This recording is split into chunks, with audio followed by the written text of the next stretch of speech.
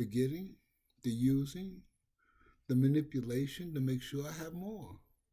Whatever I had to do, whatever I had to say, whatever I had to put into effect to make sure that I had my next fix.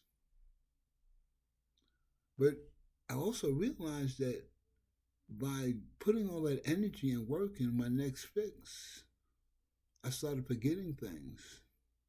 I started forgetting about cleaning myself on a daily basis. I started forgetting about washing my clothes on a daily basis. I started forgetting about paying my rent on a monthly basis. I started forgetting about paying my car note on a monthly basis and my insurance. I forgot about paying my electricity. And then I was surprised when got put out where I lived at. But I realized that there was nothing I could do and all that I tried to do, but it was too late because I put myself in the hole too deep to even ever get out.